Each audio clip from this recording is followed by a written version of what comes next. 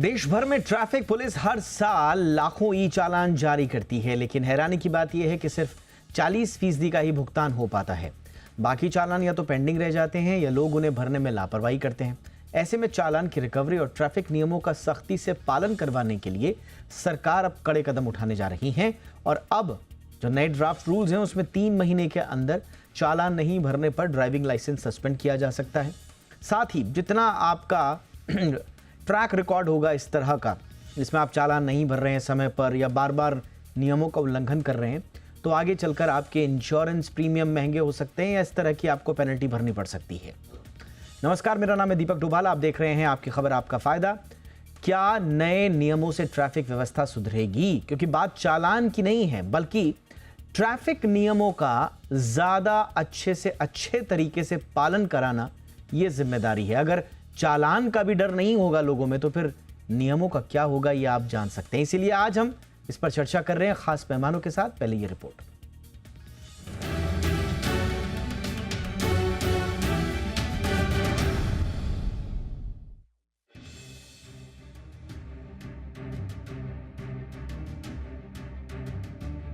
अगर आपने ट्रैफिक नियम तोड़कर ई चालान कटवाया है और अब तक उसका पेमेंट नहीं किया तो सावधान हो जाइए, क्योंकि जल्द ही आपके ड्राइविंग लाइसेंस को सस्पेंड किया जा सकता है। देश भर में 2025 तक कुल 31.1 करोड़ ई चालान जारी किए जा चुके हैं। इनका कुल जुर्माना 40,548 करोड़ रुपए है, लेकिन अब तक सिर्फ 16,324 करोड़ की ही वसूली हो पाई है, यानी रिकवरी रेट महज 40% है। सूत्रों के मुताबिक केंद्र सरकार ने अब चालान की वसूली को लेकर सख्त रुख अपनाने का मन बना लिया है। अगर आपने 3 महीने में चालान नहीं भरा तो आपका लाइसेंस सस्पेंड हो सकता है। वहीं अगर एक फाइनेंशियल ईयर में 3 बार रेड लाइट जंप या खतरनाक ड्राइविंग जैसे गंभीर उल्लंघन में पकड़े गए तो आपका डीएल कम से कम 3 महीने के लिए जब्त किया जा सकता है। इतना ही नहीं, जिनके पिछले वित्तीय वर्ष में 2 चालान पेंडिंग हैं, उनके लिए इंश्योरेंस प्रीमियम भी महंगा हो सकता है। सबसे बेहतर रिकवरी किस राज्य में हुई, इसे भी जान लीजिए। राजस्थान में कुल 87.7 लाख लोगों का चालान काटा गया और 2,333 करोड़ की पेनल्टी लगाई गई, जिसमें 1,774 करोड़ यानी 76% की वसूली हुई। बिहार की बात करें तो बिहार में 74.3 लाख लोगों का चालान काटा गया, 2,400 करोड़ रुपए का जुर्माना लगाया गया और 1,716 करोड़ यानी 71% की वसूली हुई। मध्य प्रदेश की बात करें तो मध्य प्रदेश में 49.4 लाख चालान काटे गए, जिसमें 1,965 करोड़ का जुर्माना लगाया गया, जबकि 1,305 करोड़ यानी 66% की वसूली हुई। महाराष्ट्र की बात करें तो महाराष्ट्र में 66.2 लाख चालान काटे गए, पेनल्टी 2,109 करोड़ लगाई गई, जबकि 1,353 करोड़ यानी 64% वसूली हुई। हरियाणा में 1.4 करोड़ चालान काटे गए, 2,804 करोड़ रुपए का जुर्माना लगाया गया, जबकि 1,738 करोड़ रुपए यानी 62% की वसूली हुई।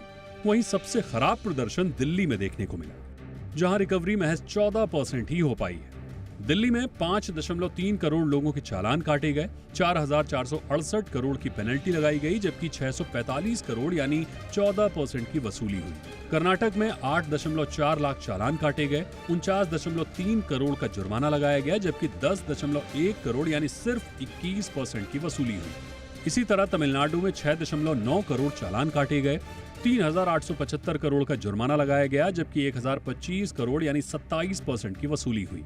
उत्तर प्रदेश की बात करें तो यहाँ 6.1 करोड़ चालान काटे गए, 11,456 करोड़ का जुर्माना लगाया गया, जबकि 3,057 करोड़ यानी 27% की वसूली हुई।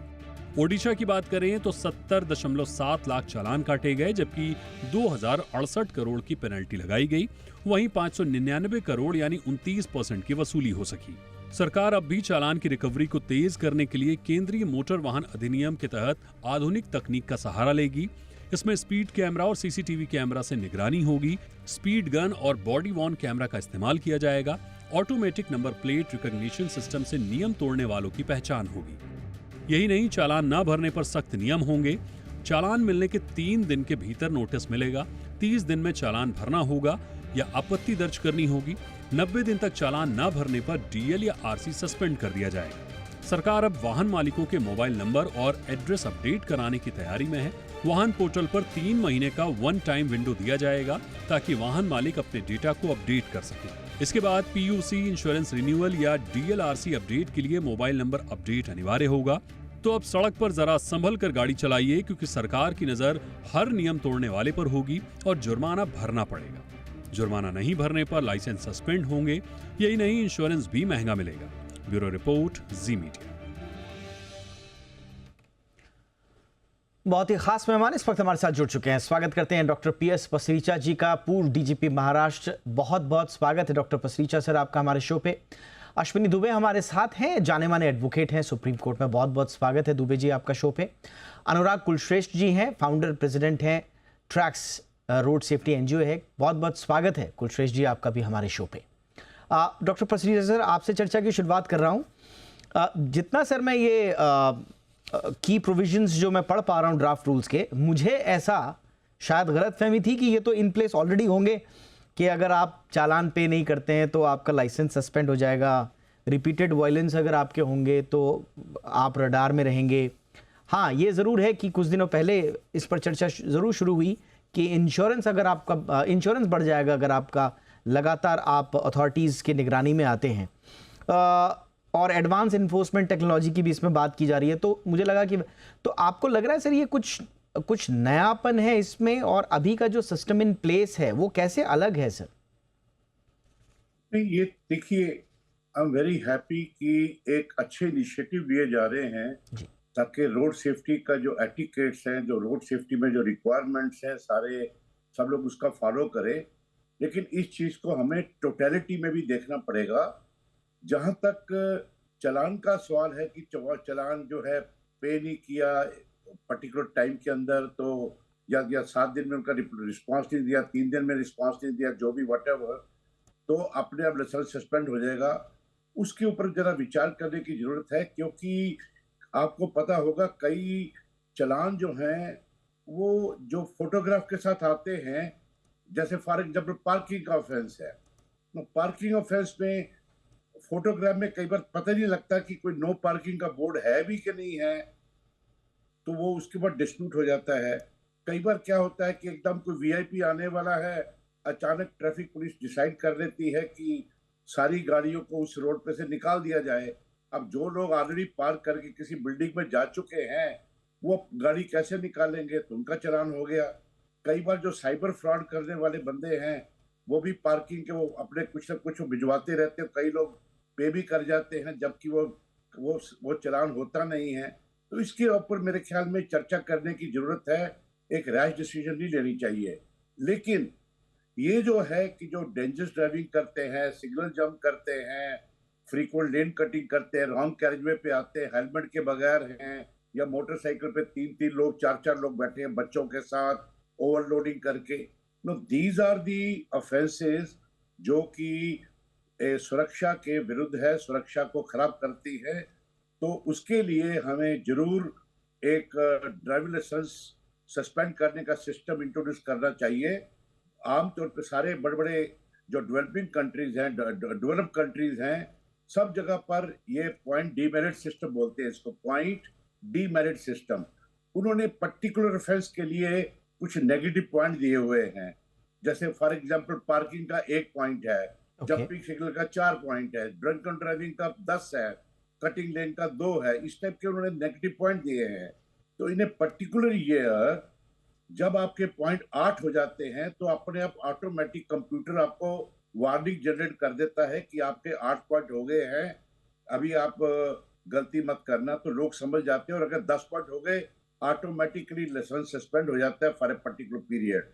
रिपीट ऑफेंडर के लिए और भी स्टर्न पेनल्टी है, और उसके साथ इंश्योरेंस के साथ भी जुड़ा हुआ है कि जो डेंजर ड्राइविंग करने वाले, डेंजरस ड्राइविंग वाले, आम चालान नहीं जो पार्किंग वगैरह का है, तो डेंजर ड्राइविंग वाले हैं, उनके लिए प्रीमियम जो है उसके साथ लिंक कर देते हैं, खास करके अगर उसका एक्सीडेंट ऑलरेडी हो चुका हुआ हो। Right sir. तो ये सब चीजें देखने के लिए बहुत जरूरी है कि ये हमें करें। यानी कि आप कह रहे हैं कि कई बार जो है क्योंकि प्रॉपर सिस्टम नहीं होता है और कई बार इस तरह की व्यवस्थागत दिक्कतें होती हैं जिसकी वजह से लोग गलती से गलतियां कर देते हैं जैसा कहा जाता है। तो फिर उस सूरत में जब चालान कटे तो उसमें नियमों में शिथिलता होनी चाहिए या जिम्मेदारी उस विभाग की भी होनी चाहिए, जिसकी वजह से एक कम्यूटर उस नियमों का उल्लंघन करने के लिए बाध्य हुआ। ये बहुत इंपॉर्टेंट आपने बात बोली सर। अश्विनी दुबे जी, ज़रा आप भी समझाएं।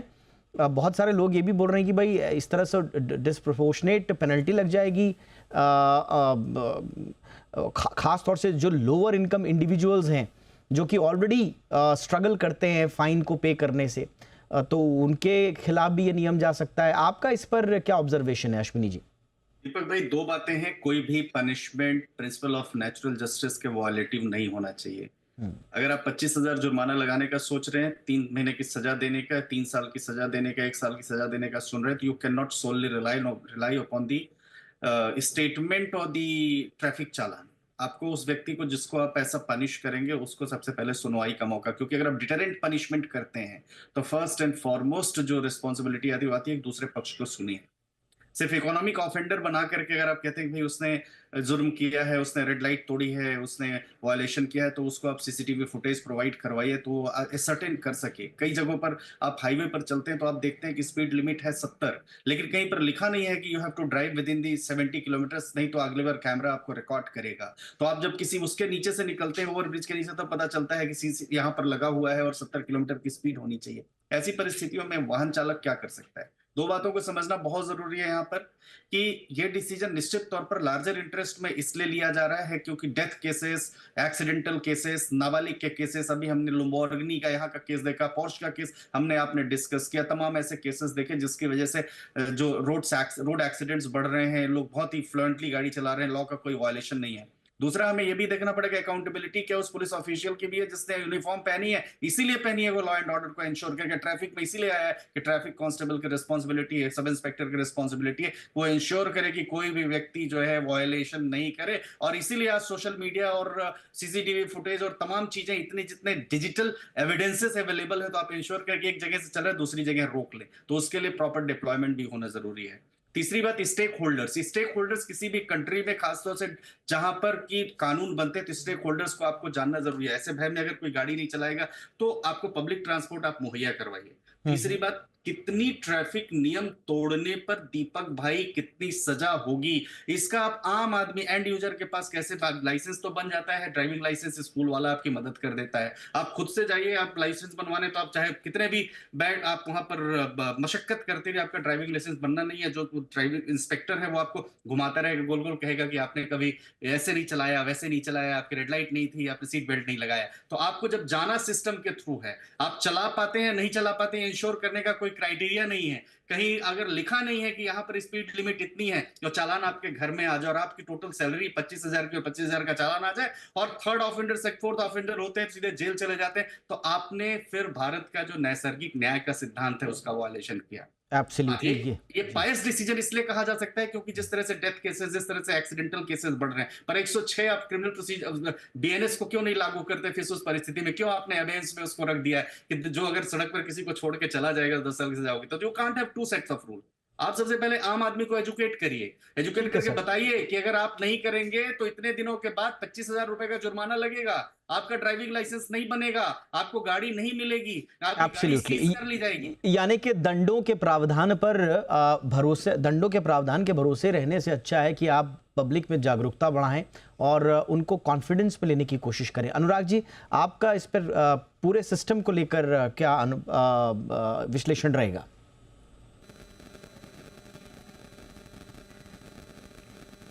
डोभाल जी बहुत क्लियरिटी है, जैसे कि पसरीचा साहब ने कहा कि टोटलिटी की बात करते हैं, लॉ ऑफ प्रोबेबिलिटी के अकॉर्डिंगली मैक्सिमम कैचिंग। हमारे यहाँ पर मैं बहुत फ्रैंकली बता रहा हूँ कि हमारे पास जो ट्रैफिक का जो सिस्टम है उसके अनुसार maximum to maximum 10 to 15% of road network पर हमारा जो है इन्फोर्समेंट सिस्टम है। मतलब पुलिस की अवेलेबिलिटी या फिर ई चलानिंग सिस्टम की या डिजिटल चलानिंग की सिस्टम की अवेलेबिलिटी मुश्किल से 10 से 15% रोड नेटवर्क पर। उसके बेसिस पर हम रोड एक्सीडेंट्स को कम करने की बात करते हैं, सिर्फ 10 से 15% रोड नेटवर्क को फोकस करने के बाद। और उस सिस्टम की भी रियलिटी ये है कि 60 to 65 में भी समवेयर 75% चलान्स अनपेड रहते हैं हमारे देश में, जो कि हम लोग रिकवरी नहीं कर पाते, चाहे वो पुलिस की कमी हो या मतलब मैन पावर की कमी हो या कोई और कमी हो या विल पावर की कमी। दूसरा, एक साइकोलॉजिकल इम्पैक्ट जो हमारे देश में जाता है ना कि कभी कभी कुछ स्टेट गवर्नमेंट्स भी बोल देती है कि 3 साल से चालान पेंडिंग पड़ा हुआ है, माफ़ करेंगे। आप कोर्ट में जाएं, हमारे यहाँ कोर्ट में सिस्टम इस तरह का हो गया है कि जो मीम्स बनती हैं आजकल सोशल मीडिया पर कि लोक अदालत लगने वाली है, छुटकारा पाएँ इस तरह के चालानों से। तो कहीं ना कहीं हमें जुडिशरी सिस्टम से लेकर हमारे जो प्रेजेंट वर्किंग सिस्टम है उस पर भी फोकस करना पड़ेगा। साथ के साथ पब्लिक को जो अवेयरनेस वाली बात आती है, मुझे नहीं लगता कि पब्लिक को अवेयर करने की ज़रूरत है। मुझे पता है कि अगर मेरा चालान हुआ है और मेरे मोबाइल पर या नोटिफिकेशन मेरे पास आ चुका है तो मुझे चालान पे करना है। जैसे कि वायलेशन के लिए, अगर मैं वायलेशन के लिए लोगों को अवेयर करना चाहूँ तो मुझे करने की ज़रूरत नहीं है। एवरीबडी नोज़ कि अगर कहीं पर चालान हुआ है या अगर मैं वायलेशन करूँगा तो करूँगा ही करूँगा, चालान भरना पड़ेगा और उसकी कीमत मुझे चुकानी पड़ेगी। तीसरा जो हमारे केस में आता है ना कि हम गरीब देश हैं, हम गरीब देश, अगर गरीब देश हैं तो जो मोटरसाइकिल चला रहा है, जो कार चला रहा है, जो ट्रक चला रहा है, जो बस चला रहा है, वो क्या गरीब की श्रेणी में हम लोग कब तक लेते रहेंगे? और लोग नहीं कुलशेष जी, जिसमें जो डॉक्टर पसरीचा कह रहे थे, दूसरा केस जो चालान जो है, मैं थोड़ा सा इस पे क्लैरिफिकेशन ले रहा हूँ संक्षेप में before I go into the break. जो पसरीचा सर कह रहे थे कि मान लीजिए कि वो ट्रैफिक नियमों का उल्लंघन किसी व्यवस्थागत दिक्कत की वजह से हुआ, मान लीजिए रूट डाइवर्ट कर दिया, मान लीजिए कहीं पर साइन बोर्ड नहीं था, मान लीजिए इस तरह की दिक्कतें हुई जो कि खुद पुलिस विभाग या दूसरे विभागों की वजह से हुई, तो ऐसे में वो दो तय करना वो कि भाई ये जेन्युइन चालान बनेगा या नहीं बनेगा, इस पर क्या ध्यान देना होगा या नहीं?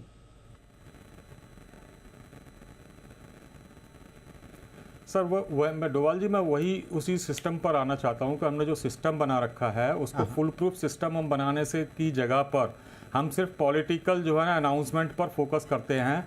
मैं छोटी छोटी कमियां गिनाना चाहता हूं जो कि मैंने पास्ट में देखी है। कॉमनवेल्थ गेम्स हुए थे हमारे यहाँ पर, उस समय दिल्ली में लेन डेजिग्नेटेड ट्रैफिक सिग्नल्स लगाए गए थे। आज मैं दावे के साथ कहता हूं, अगर मैं पुलिस डिपार्टमेंट के हायर ऑफिसर्स को भी पूछूंगा कि दिल्ली में इतने सारे कैमरे लगे हुए हैं, वो लेन डेजिग्नेटेड हैं या नहीं है और कहाँ पर लगे हुए हैं, एक कैंडिडेट भी नहीं बता पाएगा। लेन डेजिग्नेटेड का मतलब आपने लेन ड्राइविंग फिक्स करनी है। अगर लेफ्ट टर्न लेना तो लेफ्ट लेन में, राइट टर्न लेना तो राइट लेन में, स्ट्रेट जाना है तो स्ट्रेट लेन में। बट आज तक हिंदुस्तान में कोई भी पुलिस हम लोगों को लेन डेजिग्नेटेड सिस्टम के ऊपर नहीं सिखा पाई या नहीं इन्फोर्समेंट कर पाई है। दूसरा, जैसे हम लोगों ने एक जो बात करते हैं ना लाइफस्टाइल की, लाइफस्टाइल में हम लोगों को अवेयरनेस करने की ज़रूरत नहीं है। आपने जब देखा होगा कि जब न्यू जो अमेंडमेंट एक्ट जब लागू हुआ था आज से 5 साल पहले, तब शुरू के 2-3 महीने में यही वाली खबर जैसे हमारे दुबे साहब बता रहे थे कि 20,000, 25,000, 30,000, लेकिन जब वहाँ पर न्यूज़ ये मीडिया हाउस के द्वारा न्यूज़ दी गई 25,000 का चालान, 1 लाख का चालान, 3 लाख का चालान हुआ, तो मेरे जैसे लोग, मतलब हम सारे लोग लाइन में चलना सीख गए थे, स्टॉप लाइन से पहले रुकना सीख गए थे और सब कुछ हुआ था। लेकिन जहाँ पर पॉलिटिकल विल की बात आती है हमारे देश में, उसके बाद में ऑलराइट बहुत सारी स्टेट गवर्नमेंट्स ने इन रूल्स को, इन एक्ट को मानना बंद कर दिया था कि हम ये लागू नहीं करेंगे अपने यहाँ पर। एब्सोल्युटली सर, एक छोटी सी ब्रेक के लिए मैं रुक रहा हूँ। आपने एक इंपॉर्टेंट बात बोली कि कभी कभी पब्लिक को सही राह पर लाने के लिए कुछ सख्ती की भी आवश्यकता होती है, लेकिन फिर पूरी तरह से उस पर आगे बढ़ा जाए, फिर पॉलिटिकल विल की वजह से, वोट बैंक पॉलिटिक्स की वजह से नीति नियंता ही अपने बनाए हुए नियमों से पीछे हट जाते हैं और इसीलिए जनता हमेशा कंफ्यूज्ड रहती है। उसे सिर्फ 2 ही तस्वीरें दिखती हैं, या तो ये नियम हमारे खिलाफ हैं या तो स्टेट जो है वो बिग ब्रदर की भूमिका निभाना चाहता है, आपकी प्राइवेसी में, आपके फ्रीडम में दखल देना चाहता है। इसी तरह की 2 छवियां बन जाती हैं और हमेशा एक नागरिक कंफ्यूज्ड रह जाता है कि उसको नियमों का पालन करना है या नहीं करना है। एक बहुत इंपॉर्टेंट क्वेश्चन है। एक छोटे से ब्रेक के बाद थोड़ा सा चर्चा को आगे बढ़ाएंगे।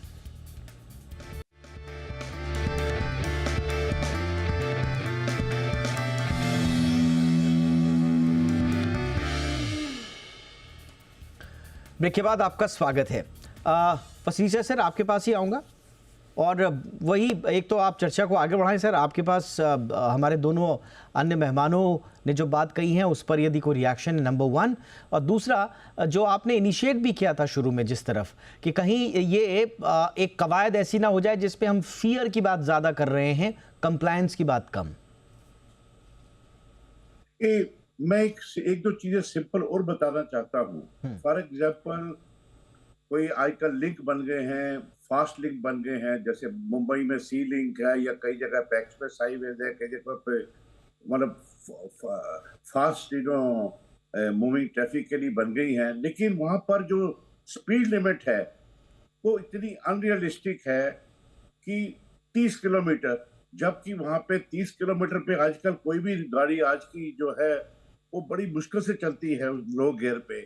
तो 3 किलोमीटर का कोई फ्लाईओवर है, 30 किलोमीटर स्पीड है, तो हमें भी ऐसी चीजों को रिव्यू करके रियलिस्टिक बनाना चाहिए, ताकि जो लोग हैं, ड्राइवर्स हैं, वो उसकी इज्जत करें, उसका सम्मान करें, उसको रूल को नहीं तोड़े। और दूसरा वो क्या होता है कि कैमरे उनको पता है कहाँ लगे हैं, उसके नजदीक आके वो स्पीड स्लो कर देते हैं, बाद में स्पीड बढ़ा देते हैं फिर दोबारा। तो आई थिंक थोड़ा सा रियलिज्म आना चाहिए हमारे इधर भी।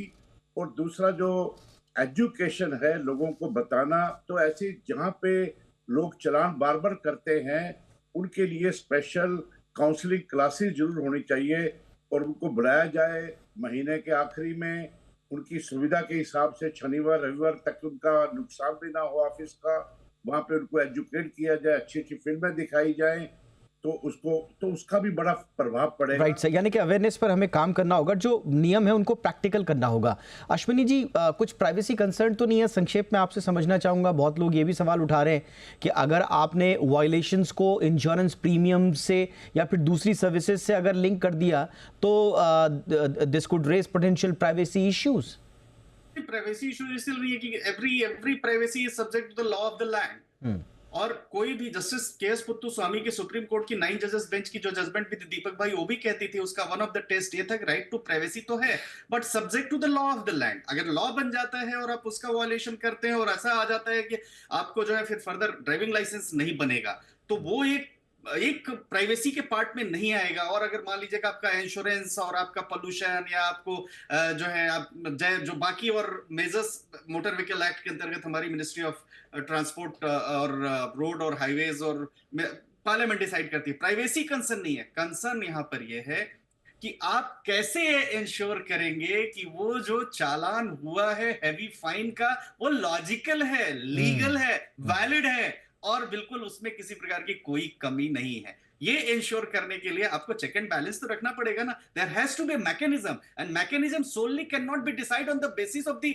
ऐसा तो नहीं है अश्विनी भाई कि फिर बड़े विवाद होंगे और फिर जो हम कह रहे हैं कि जुडिशियल बॉटलनेक्स को कम करना है, कहीं वो कंटेस्टेड चालान जो इतने ज्यादा ना हो जाए कि स्ट्रेन डाल दें जुडिशियल सिस्टम पे।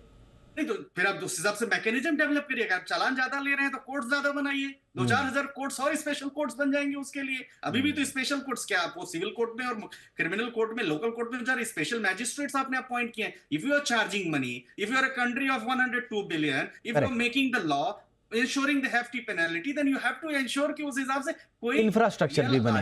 Absolutely sir, point taken. Kulshreshtha ji, equity issue एक बहुत इंपॉर्टेंट है। आपने बहुत दुरुस्त कहा कि साहब बड़ा चालान था तो कुछ लोग सुधरने लगे थे, लेकिन फिर पॉलिटिकल विल के कारण नेता हाथ पीछे खींच देते हैं।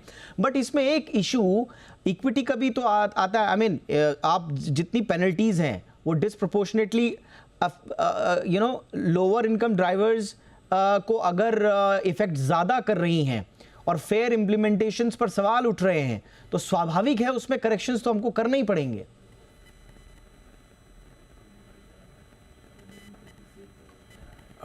डोभाल जी, मेरे को नहीं लगता कि इस चीज़ की ज़रूरत है इस केस में, स्पेशली जहां पर 1.78 लाख डेथ्स एनुअली हमारे देश में हो रही हैं ऑफिशियली, अदरवाइज 3 लाख के लगभग हो सकती हैं वो डेथ्स बढ़कर।